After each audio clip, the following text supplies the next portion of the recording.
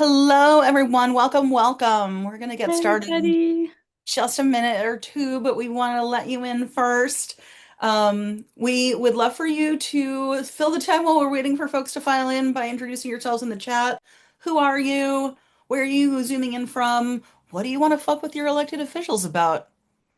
We Who want to know. we Tell us. want to know who are your elected officials that you want to fuck with, and what do you want to fuck with them about? Let's make it real.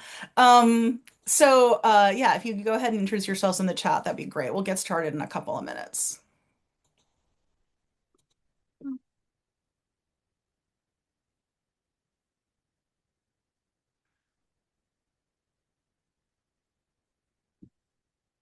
Beautiful.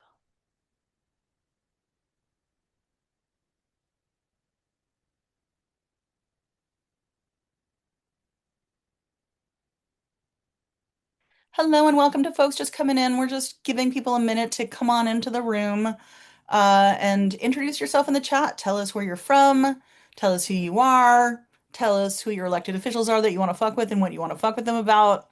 Let's get specific. I'm like, let's go. Would like to fuck with first felon of the United States. Abortion access and trans rights. Hell yeah. Yes.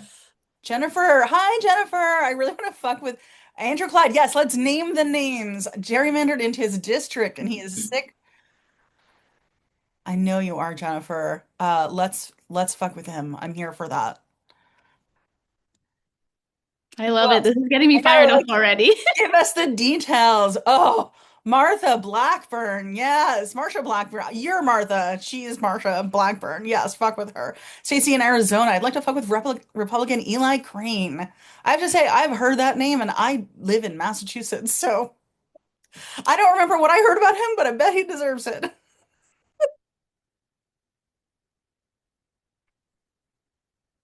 Okay, just one more minute.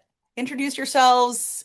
Where are you from? Who do you want? Who are your elected officials who you want to fuck with and about what? My delegation is mostly solid here in Massachusetts. Oh, hi, John. Always down to find a way to fuck with those who bring the fuckery. Absolutely. Stacey Dexter. I You're love from those Leeds, who bring the Massachusetts. fuckery. Wait, Stacey, are you from Leeds, Massachusetts? That's so specific. Especially for someone who's now in Arizona. Oh, from Massachusetts, yes. I see. Well, you're warmer than we are right now. We have so much snow. Linda from Ohio, Husted and Moreno, because they're, well, yeah, Jesse in New York City, all of them. Absolutely. All of them. Don't let Mom Donnie get comfortable. Albuquerque, New Mexico. I'd like to fuck with pretty much everything that is going on. Fuck ice. Yes. 81 degrees, Stacy. Thanks for rubbing it in.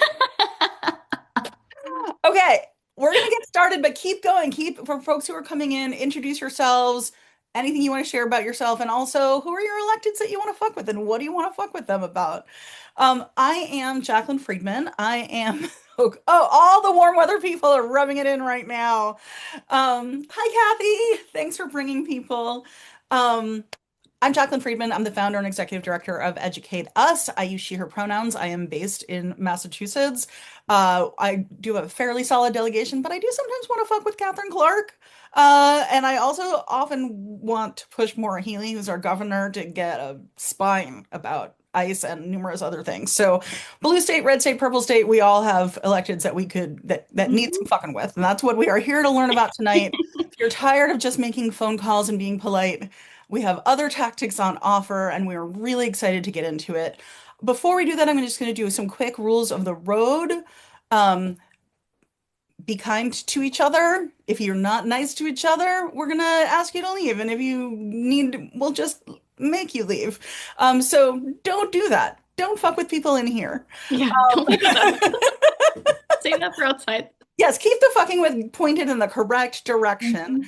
Mhm. Also, if you have a question that you're going to want Cassie, our fantastic presenter, to address, please put it in the Q&A so that she doesn't have to like have her eye on the chat while she is presenting and that we can see the questions that need addressing crisply in the Q&A. Um, that is basically the rules of the road. Cassie has a whole presentation for you, but we are going to have ample time at the end for questions. And you are at No Means No, which is our monthly event. Educate Us is an organization building a movement for sex education around the country that doesn't just support sex education, but takes action for sex education. And No Means No is our monthly video series where we learn something that makes us better at taking action for sex education. So I've been trying to make this one happen for a minute, I gotta tell you. So I'm really excited about it tonight. So without further ado, I'm turning the reins over to Cassie Rubio from Feminist Generation. Take it away, Cassie. Hi, everyone. Just want to say, well, first I'll say I'm calling from Los Angeles, so I am one of those 80-degree haters on this call. Apologies. But given that, I am so excited to be here with all of you. This is truly one of my favorite trainings to offer, to facilitate, because all of us have elected officials, and I think they are just way too cozy. They need some fucking up with for sure. And I don't know about everyone here on this call, but it is only 2 months into the new year, and I cannot with the way it's going. So we are going to do something about it today. We are going to learn how to take action and yeah, mobilize our communities to build winning campaigns, right? Because ultimately that's what we want to do as organizers and advocates. We want to win. So if everyone is with me on that, please drop some win words in the chat. I want to see all of the hype. Today is all about just like getting in touch with like our inner fire, our power, and just knowing that we are absolutely in this together. So if you're ready to win, drop it in the chat, please. Amazing. We can move forward. So you all have already started doing this, but want to just continue to hear from all of you. Why are you here on this call? What are you hoping to learn? I know for me, I'm called to give this presentation because there is so much that goes into creating an organizing strategy. And I really believe in organizations sharing that information together so that we can grow and continue building critical mass for our communities, right? We need all of us in this struggle. Um, let's see. Can we move this slide forward? There we go. And then the next one, please. Okay, beautiful. So before we dive into all of that good stuff, I also want to just share a little bit about Feminist Generation and who we are. So we are a free membership organization by and for young folks. So we have folks up as young as 13 up to 35, and we are all trying to build greater gender justice in our communities. So we're doing this in a multitude of ways through base building, political education, artivism, you name it. We are trying to create entry points for everyone to get involved. And we are doing this at the local, state, and federal level because we know there is value working in and outside of the system all the time. We have to. There's too many things at stake. And ultimately, all of this, of course, is in the effort to build greater power for our communities, shift the material conditions and policies that are informing our quality of life. And we know if we do this, we are building that feminist future that all of us are so incredibly deserving of. Amazing. So, why are we here? Why should we be pressuring people in power? The easiest answer is that because we have the right to. We literally have the right to. We are the constituents who are giving them their jobs. Full stop. We don't need any other reason besides that. Okay? If they want to stay employed and have their paycheck that supports their way of life, they need to answer to us. Now, I want to just affirm all of the reasons why sometimes it's hard for us to activate and actually um, make good on those demands, right? Because this society has gaslit us into believing we deserve less. They have made us believe that we should settle for the thoughts and prayers, right? In the aftermath of horrendous violence. We are constantly actively seeing elected officials dodge blame, avoid being transparent with all of us, their constituents, and we have to call bullshit. So I want all of us to remember that it is our right to be here and to demand answers and to demand action. That's ultimately what we're fighting for, right? Is action, not just words, okay? They are obviously banking on our exhaustion, our being constantly confused and overwhelmed because of the news, right? But also from our fear. And I want to also acknowledge that little piece because when we're talking about what it actually takes to shift these very entrenched power dynamics, it can feel really scary. We're seeing real acts of violence happen against peaceful protesters. And so I also just want to say, as we talk about different tactics in today's conversation, I want to emphasize making sure you are making choices for yourself that are organized and coordinated and that are as safe as you are willing to go. You are going to move at your own pace.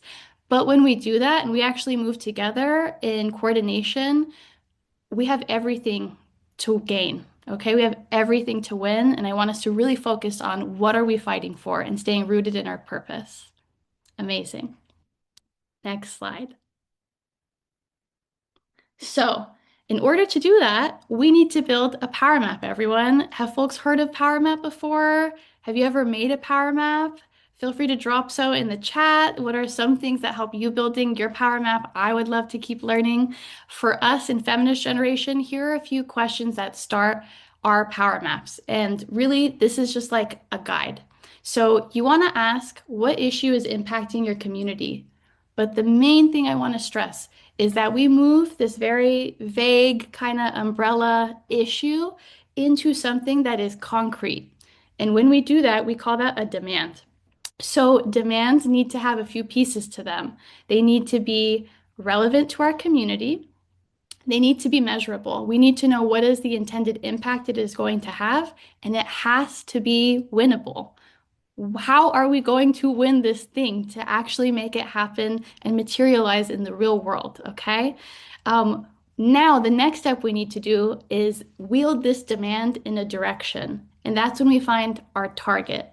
Targets are people in power. So for today's conversation, we're focusing on elected officials that can be moved to act in alignment with our demand. So we're going to want to ask ourselves questions about our target. What are their priorities? Who are their allies? Where are their pressure points? We're all going to become experts at research also by the end of this training. That is so important in building your power map. And also, the next layer of your power map is going to be your timeline. So, I want to stress to all of us that, again, we use the and both kind of framework. So, there is a short-term timeline and there is a long-term timeline. And we call that our escalation arc, okay? So we on this timeline want to map out smaller wins that grow into bigger ones that then ultimately lead to our concrete demand being won. And when we do that, we're building this snowball effect that is growing more and more powerful with every phase until we actually get it to the finish line. Okay. So these power maps are going to be like living, breathing organisms, and they're going to help us on the day of when we are on that ground game doing these direct actions. This is where the research comes in. Okay, so if we move to the next slide, we have identified what our concrete demand is, right? And we then have to identify who is our target we're wielding that demand at.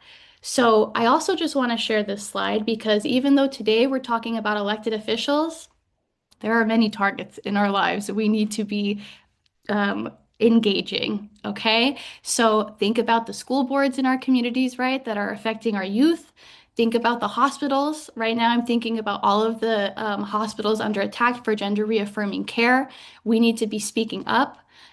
Places of worship, small businesses. So this is really a repeatable framework that you can use for any type of target. What I do want to say though, is that every target is different. So it's really important that you do your proper research on each of your targets to understand their nuances and the context that you are organizing within. It is not a one size fits all strategy. Okay, amazing. Now, I just talked about how context is really important. So we're going to dig even deeper into that context. So in the middle of this really helpful graphic is our elected official or our decision maker, right? They are never isolated in their power. That power has tentacles and it reaches out all over. And we call that their spheres of influence. So we have four quadrants in this graphic: public, VIP, personal, and financial influence. I want you to think of each of these spheres as entry points. So all of these can be secondary targets, we call them. So I'm going to just say, for example, this is a midterm year, right? Elected officials, they're a little nervous right now. They're not going to show you sweat, but we know that they are nervous. And so we need to attack these secondary spheres of influence. So right now, for public influence, we can think of that, for example, as like they need voters. They need voters to show up to the polls to keep them employed. That's all of us. For the VIP sphere of influence, we're thinking about the special interest groups, maybe the lobbies and stuff that they have agreements with. For their realm of personal influence, maybe there are church congregations that are backing their run, their reelection, whatever it is. And then financial influence. I cannot stress how important this piece of the puzzle is. Do your research to figure out what are their financial influences. Go where the money is. Campaign dinners, donor dinners, showing up at these types of events really creates bad PR for our elected officials, and we love that. So, these are the different spheres where you can start thinking about where to mobilize your base. The next step is going to be assessing your assets and areas for growth. So this is a small graphic from a very helpful resource. I would recommend it to everyone. It's going to be from Midwest Academy. If you all have not picked up their handbook, definitely go do that. They are so incredibly talented and intelligent and have decades of national campaigns under their belt that they've built and won. So here you're going to see, as an organization, as a group, you need to figure out what resources do you have to contribute to fucking with your elected official. And I love this moment because it shows us how rich we are in our resources. We always have so many more than we think we do. So whether that is like actual hard skill sets that your members have, write them all down. Does someone have, is someone like an amazing hustler? They can fundraise the crap out of somebody and we're going to get that money for a rapid response action. Put that down. Does someone have access to physical space where we can meet up before or after to debrief from an action? Is someone friends with a teacher who has access to tons of art supplies for an art build? These are all resources we need to catalog because they have resources, but also so do we. We have a lot. The other thing you're going to want to think about is what are our gaps though? We also have to be upfront about that so we can, again, work smarter instead of harder. Let's try and be proactive as opposed to reactive. So thinking about where you need to build capacity is going to be really important for your organization and trying to forecast any problems that may happen. If you're able to do these types of steps in building your power map, your escalation arc, right, like we talked about, you're creating a really, really holistic assessment of what you can and cannot do. And from there, you can start to, it can inform your strategy. So it's really, really important, again, to do this research so that your actions can be as problem-free as possible. Okay, next slide.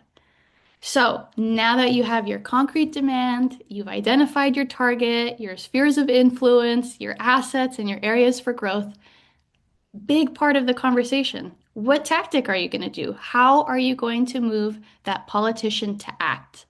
That is a tactic. So there are many different tactics. Here are some of them that we're going to talk about today.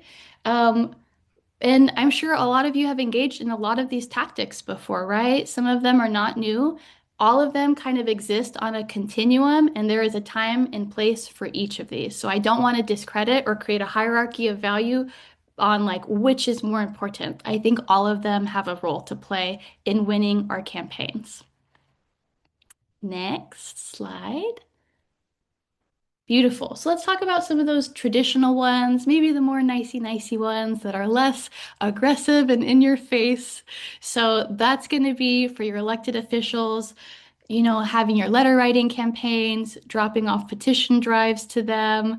It's going to be visiting their office during the hours you're allowed to, scheduling it beforehand.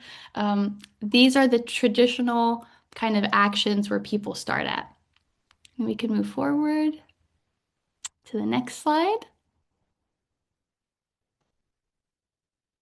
Beautiful. And then as part of that, of course, we need to know where our elected officials are. So you can find all of their information online to do so. Again, just more good research that you all are doing. And it is just good to do this also to stake out what the layout of their offices are, what does security presence look like, things like that. If we move to the next slide, now we are getting into some different types of tactics. This one being about art and social media. I love these. This cannot be it should not be undervalued and slept on because art is so incredibly important as a political organizing tool in shifting public consciousness and really helping amplify your message. So if we move into some examples of this, and I will be sharing direct kind of case studies from Feminist Generation, what we have learned through lots of trial and error over the years. First one is going to be banner drops. So I love a good old-fashioned banner drop. Has anyone here done banner drops before? Put that in the chat, please. This is when you are going to be dropping huge banners from different high traffic areas. It's all about grabbing attention. In order to have a successful banner drop, there are a few key things I want to share. So, number one, messaging. We cannot write the next great American novel on the banner, my friends. It's got to be like a few words. Got to be quick, especially because if you're thinking you're doing this maybe on a freeway overpass, a car is going to see this for half of 1 second. So, what is going to communicate your message in the least amount of words? I want you to think visually like an artist. So, what are the colors you are choosing? Is there like a design? Anything like that helps emphasize your banner. And you need a team in order to do it. The great thing about banner drops is they're really low effort, they're really inexpensive. We have literally used duct tape and bed sheets before. Like you can use just about anything for your banner drop. With the roles, what I would suggest if you're working with a smaller group of people, you need a few people to actually hold on to the banner. But two other roles that are really important. Number one, you should have a photographer. They need to be far enough away and they need to be in a good spot where they can get the banner in its entirety. This is something you're going to share on your social media strategy after. The other role you absolutely need to have is the liaison, someone who is going to help de-escalate because banner drops happen on public property. Okay. So this person, their sole responsibility is going to be the eyes for the group, the lookout. And if police presence or security come, they are going to be the only ones to interact with those individuals. Okay. So you all as an organization need to come together and align on what is the strategy there should that interaction happen. One funny little tidbit I just want to share with banner drops is please rehearse before you do it. Go to the location beforehand. In the very early days of Feminist Generation, when we were still learning so much of this, we just rolled up to our spot on the freeway. We had our photographer ready in the distance, and then they kept calling us like, when is the banner drop happening? You all like, I'm ready. And literally, we realized as we were unfurling the banner, none of us were tall enough to reach over the gate to actually have the banner. Now, if we had rehearsed, we would have figured that out, and our photographer wouldn't be waiting for us. So do better than us. You guys are going to do great. So yeah, those are just a few notes on banner drops. The last thing I'll just say here is banner drops are quick. They are within 2 to 10 minutes. You are not leaving a banner in public spaces. Look up what the laws are for your city, your jurisdiction on what is allowed for these things, because we want to be safe. If we were to keep it over a freeway overpass, we think about the potential risks. And so, should that banner get loose and come off, that could go onto someone's car as they're driving, and we don't want to be anywhere near that. So, let's just be smart and proactive about how we engage in our banner drops. Okay, that's one of our banners. We dropped it in the rotunda in DC. It was pretty awesome. And then if we go to the next example, this is going to be wheat pasting. Wheat pasting, aka like putting up flyers, putting up public art. Again, this is very low effort, very minimal supplies, and it's about your messaging, what words you're choosing. This is really nice, especially I think if you have a smaller group to work with, a lot lower maintenance. And so again, group size is always going to dictate what some of our tactics are best. Yes. Okay. Final example for this section is spamming social media. we can be trolls too, everyone. We can troll with the best of them. So let's use our phones for some good, actually. In this example, Feminist Generation was targeting the US archivist Colleen Shogan in order to have the Equal Rights Amendment certified. And so what we did is we basically created scripts for our members and we hosted parties. So if we go to the next slide, just a little bit more about spamming. We hosted parties for us to all do this together. It was low cost, it's low effort. It's a great way to engage folks that are at home and can't be out in the street, right? We want to create always ways that are accessible for everyone to participate. And what was fun is that we just went from post to post, fucking it up on their feed so that not only did it affect the person's account, but all of their followers are seeing all of us on their feed. It is bad PR for them. And we did this because there was a deadline in mind. There was a target timeline, and we were exerting that pressure until the final hour for her to certify. So really think about what is the timeline you're operating because you can't just ask people to spam every day into forever. So short burst of energy, all of you collected together is going to make maximum impact for some good old-fashioned trolling. Okay, amazing. You all with me so far? We're going to get into the juicy part now. Direct actions. Before you get into that, I just want to encourage people. I'm seeing Yeah. some questions bubble up in the chat, and I want to encourage everybody to please put questions in the Q&A so that we can keep track of them and Cassie can answer them when we get to that time. Absolutely. Thank you for that, Yeah. Jacqueline. Okay, so direct actions. I think a few just notes to hit in general before we even talk about different tactics for direct actions. Direct actions are the most physically disruptive type of action you can take. They are incredibly effective, but they require more planning and they are higher risk. So I really just want to make sure we are on the same page when we talk about what direct actions mean, what is their intended effect. Um, these are acts of civil disobedience that absolutely may result in getting arrested. So, uh, do that, take that moment with your organization, with your members to take a risk assessment. And that is a risk assessment individually and collectively. So individually, what that could mean is you asking yourself, like, am I prepared to get arrested?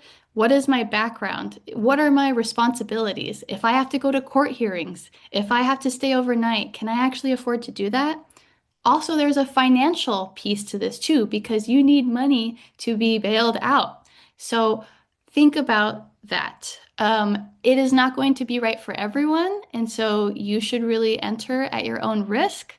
And as an organization, you need to figure out if this is a strategy perhaps you can even engage in or not, because depending on, for example, if you have a fiscal sponsor, maybe you're a nonprofit organization, whatever, you may have restrictions from engaging in unlawful activity like a direct action. So it's just really good for us to be mindful about that so that we can be in alignment when we do decide to do direct actions. They can escalate quickly. So we need to prepare accordingly. Definitely utilize resources like the ACLU or the National Lawyers Guild when embarking upon any type of direct actions.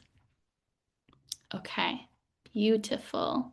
I just want to also add, if you're doing something related to sex education, which is our focus area, we have lawyers, free lawyers available for you to do consults with to talk about Oh, hell the yeah.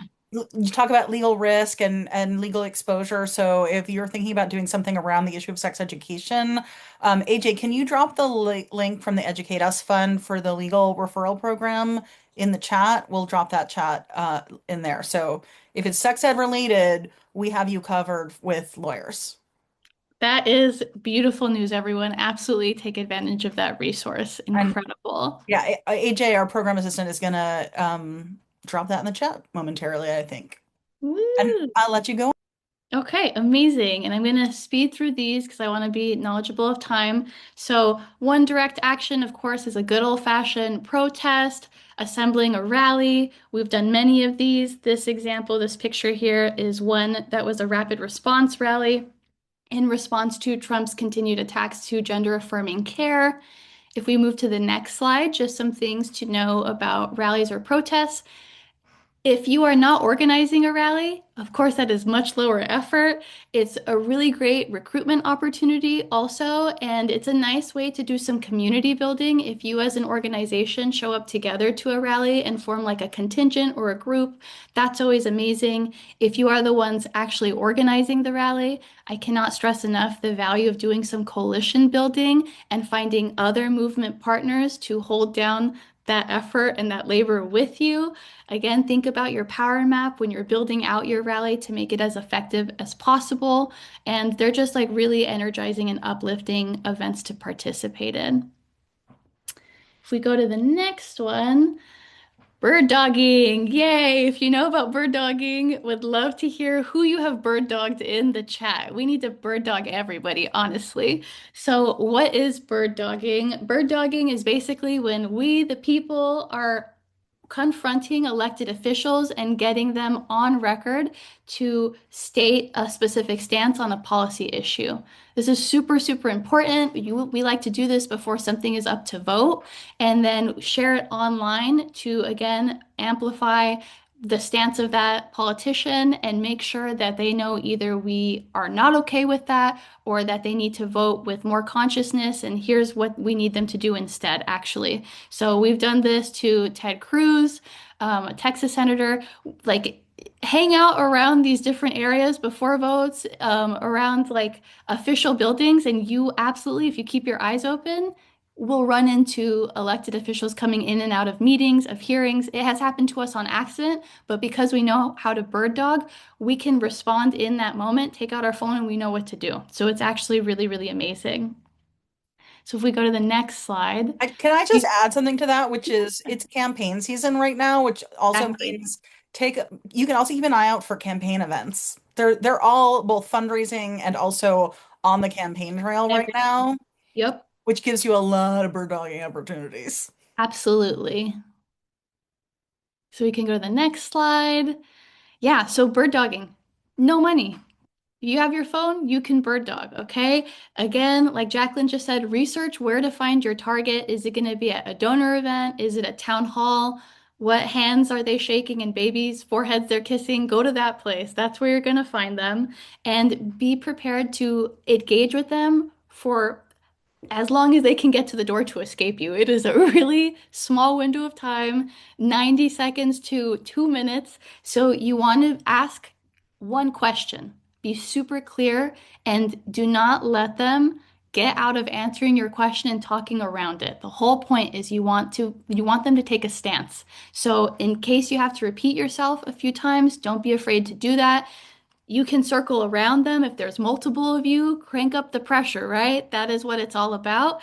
Um, and then you want to try and get hits for that bird dogging event you just did. Upload it immediately. Time is of the essence, especially when there are timelines for things like votes that are at stake. And you want to try and get press to then recirculate these videos that you are uploading. So yeah, we love bird dogging. It's great. If you don't want to do bird dogging, maybe that's not the right tactic. You can always host a die-in. We've done this also many times. This example we did in Phoenix, Arizona at Kristen Cinema's office. And really, die-ins are great visual effects, right? They're a bit of street performance to really illustrate what is at stake for our communities, like when people's lives are on the line. If we go to the next slide, yeah, this has like really long roots in like 1970s, 1980s type of act up, right? Esque direct actions that are really, really impactful. Again, you want to choose the right location for your die-in near your elected official, ideally in their office where they literally cannot avoid you. They have to step over your bodies to run away from you, right? So get in their faces. Again, you have to be prepared that this is an escalation. So, presence may be called on you, police presence, security. You may be asked to leave. So, these are things you need to coordinate and get in alignment with your group before you do it. Rehearse it, have your scripts ready. This is maybe where you want to have some chants. Think about your dress code. What are the posters or the banners that you're taking out when you're doing this? And also, it may take a little bit of sneaking because not everywhere allows you to bring in quote unquote contraband or materials, right? So you need to figure out how you're going to also take all of these with you into these protected zones.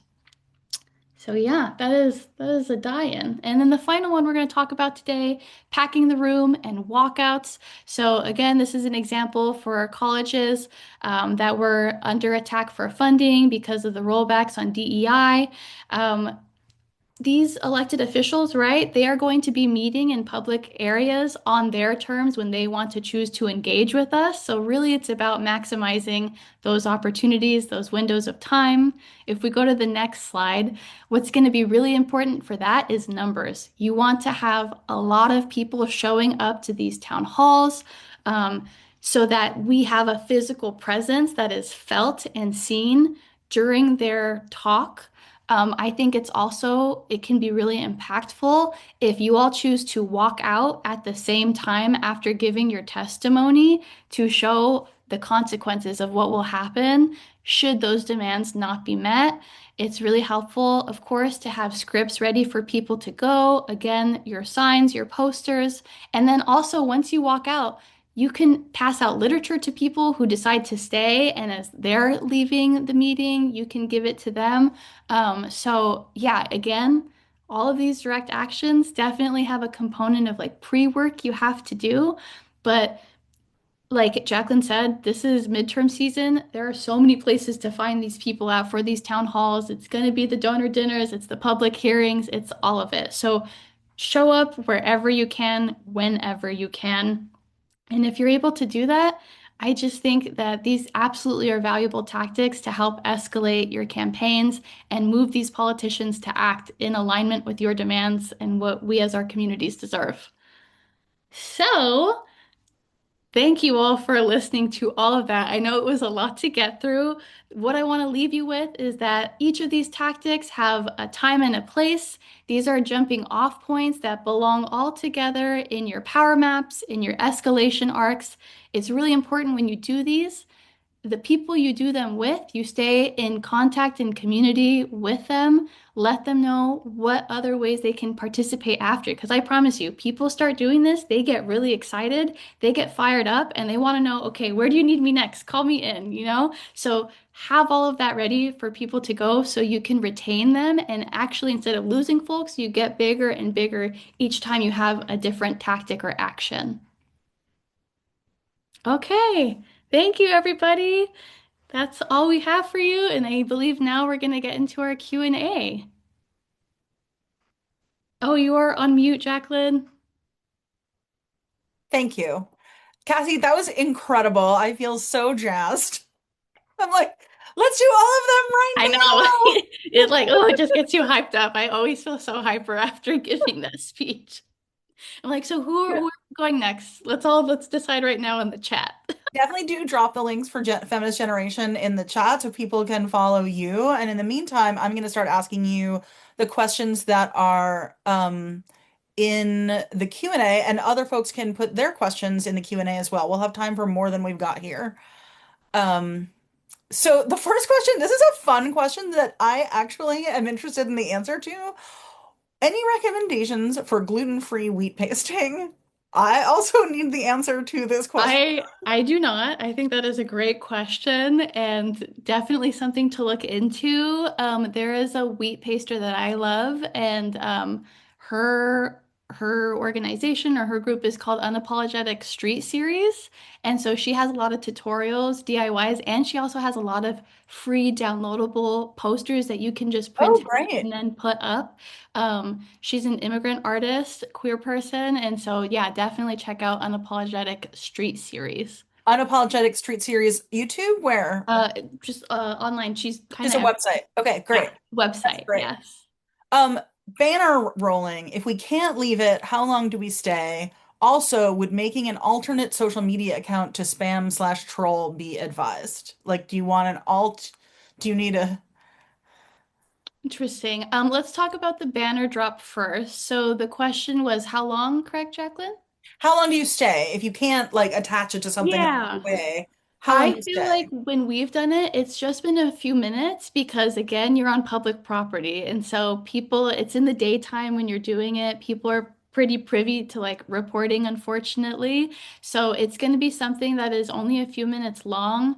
And again, like I mentioned, should you decide to like leave a banner, you may be potentially like defacing public property, which is why we want to discourage that. You're never actually fastening the banner onto things. You are simply holding it physically and then removing it physically, all in the same swoop.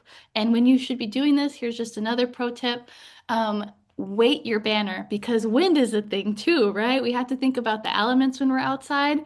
We had to learn this the hard way too, everyone. Flapping in the wind, that banner. So usually when you have your sheet, whatever you're using, you want to leave like an inch or two of space at the bottom, and then you can secure it. I mean, I usually honestly do it by hand stitching, but you can secure it in your own ways, and you want to put weights in that pocket you create so that when you drop it, it's at the bottom of your banner and it holds it down flat because we need it to lay down steady so that it can be read from people passing by.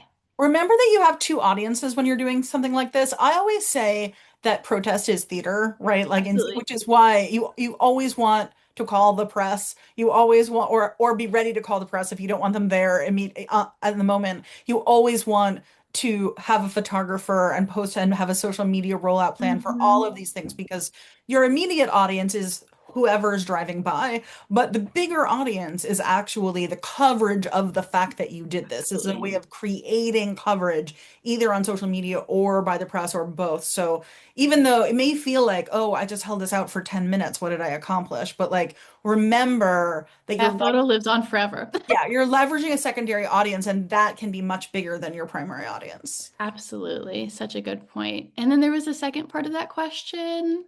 Oh, Oh, yeah. spamming? Yes. Should you make an alt like an anonymous account or Um, I mean, I think more power to you if you want to. We personally have not, but again, that's a choice you want to make because it's, again, your digital footprint. So I leave that for you all to decide what is best for you. but also when you're spamming, it's a different kind of spamming than you're thinking about, right? Like Yeah, you're hopefully saying things that you mean correct. and are proud to stand behind. Like you Yeah, don't have to be swearing at anybody. You probably shouldn't actually. Like no. you can just be You're saying, listing your demand and you're yeah, exerting that pressure is all you're doing when you're yeah. spamming. So So I that's think why, it's kind of powerful to stand behind it yeah, openly if you're able to. exactly. You're not saying anything that you wouldn't feel comfortable like being known publicly, I would assume. This question is for me. Can we get the slideshow? You can get the video of all of these presentations on our YouTube channel. This will be up probably early next week. It's probably not going to get turned around for tomorrow. At Educate Us YouTube that I'm going to ask AJ to also drop in the chat. We'll have the video of this presentation up at that channel sometime next week. Who else has questions? I mean, Ca Cassie, I could talk to you about this stuff forever. This gets me so jazzed, but I want to make sure we're asking other people's questions. I do want to say, Catherine, if you find out about gluten-free wheat paste, I would love to know. And I'm going to drop in the chat the unapologetic street series that I was mentioning. Great. Yeah, Great. I'm it's really a great interested in resource that. to check out. Cassie, how did you get into this?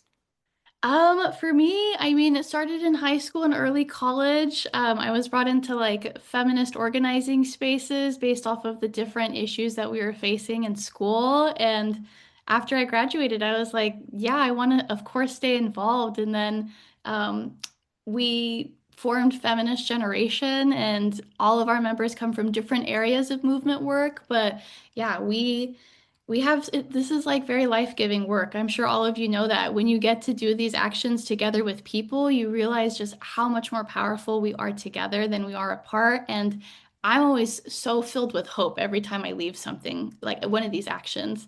I can start off really sad in my day, depending on what I've seen and what's going on in the neighborhood.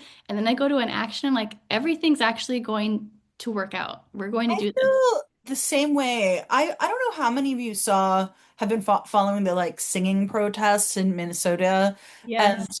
saw the footage out of the Brandi Carlile concert this weekend in Minnesota with like Mhm. 15,000 people singing to ICE that they can change their mind and walk away from being Nazis.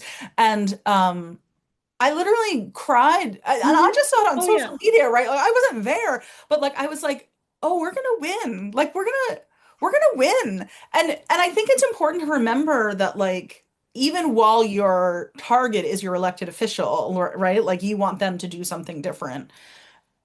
Your secondary audience is also teaching other people that change is Hmm. possible, making Absolutely. people feel encouraged and emboldened to take action themselves, making people feel like they're not alone, right? One of the things I love about it, Banner Drop, is it may not change anybody's mind, right? Like people driving by, like they're not going to suddenly, you're not going to write a slogan that's so good that somebody's suddenly like, They all it's stopped, they true. closed down the freeway. Yeah. We should abolish ICE. I never thought of it before.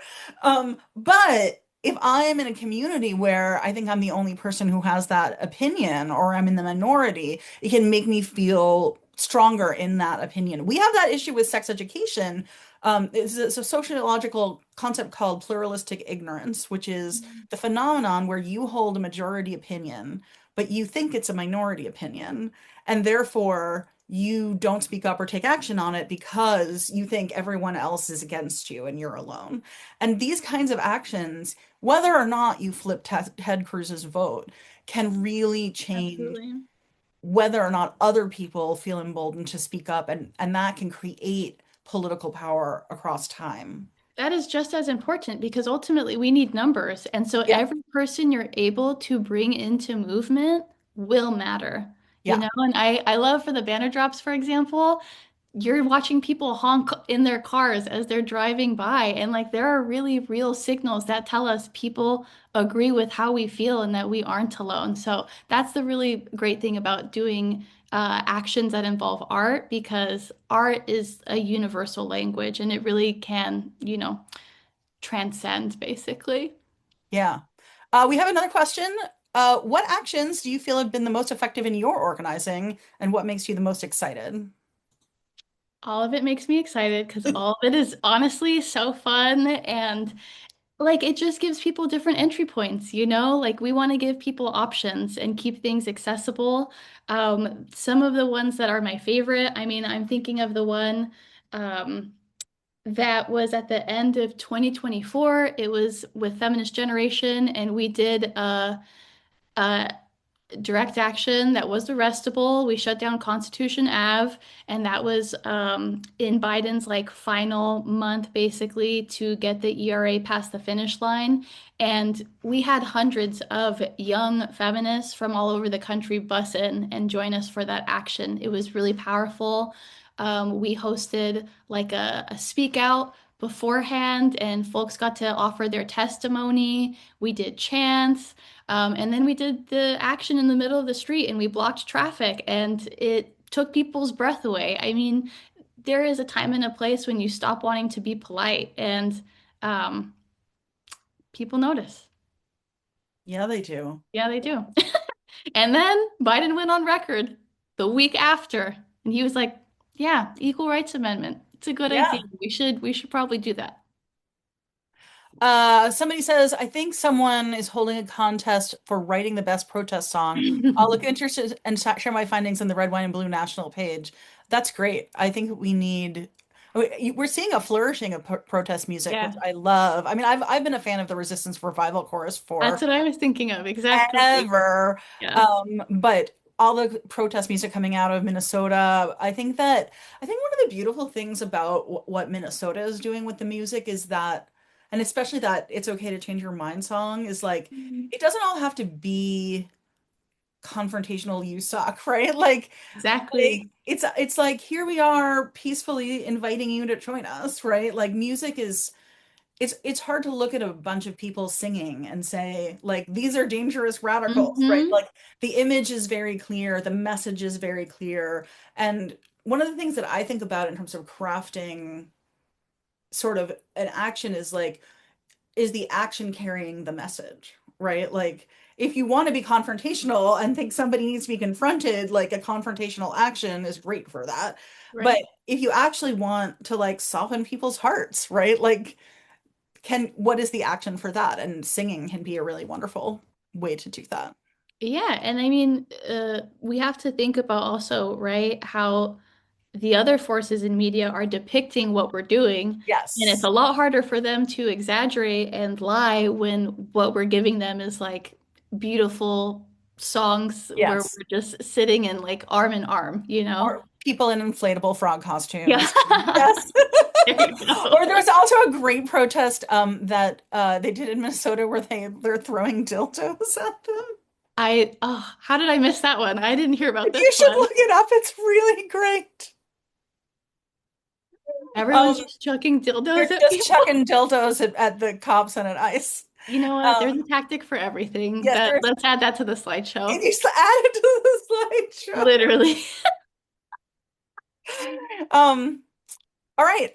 Are there any other questions? Because if not, we can let everybody go 5 minutes early. While you're thinking about it, I will tell you that these events are always free, but Educate Us costs money to produce. So if you do want to support our work and really appreciated the work tonight, I would absolutely say donate to Feminist Generation at the link that Cassie dropped. But also please make a donation to Educate Us so we can keep bringing you these events. And we can tell you that next month's No Means No event will be on March 31st, and it will be an update on the shifting legal landscape for sex education. So we talked about some last summer. We had an event called, it was our other swear word event. It was called What the Fuck Just Happened and Where Do We Go From Here? There we go. Um, because a lot of Supreme Court rulings and executive orders had come out about affecting sex education, and we sort of went over what they meant and what we thought they could mean. And now we've seen some of them be rescinded, some of them go forward, and we want to sort of get together. We're bringing together Stephanie Davidson, who runs our legal services program, and Sapna Khatri, who runs the Repro Law Clinic at Boston University, who are going to walk everybody through how things are changing. And I think AJ probably has a link for that too. So you can sign up for that before you leave. Um, Sounds amazing. Cassie, anything you want to leave us with? We're all gonna leave this and go fuck with our elected officials, yes? Oh, yes. And tell Pinky us, promise. Everyone drop in the chat. We're doing it, right? Pinky promise. thank you, Promise. I want you to tell us when you do it, and I will absolutely tell Cassie as well. We want to hear Please. about what you do My as a day. result of this session for Oh sure. my gosh, tag us in your bird dogging videos. That's what Yes. we get in people's faces. I have to say I've never done bird dogging, but it is somehow in my heart my very favorite. And if not, you all can always just throw dildos. So we've, Yes. got you covered. You let us know which one works for you. Absolutely. Well, thank you so much, and thank you, everyone. Have a good night. Thank you, everybody. Take care. Thank you, Jacqueline. Thank you. Bye, everyone.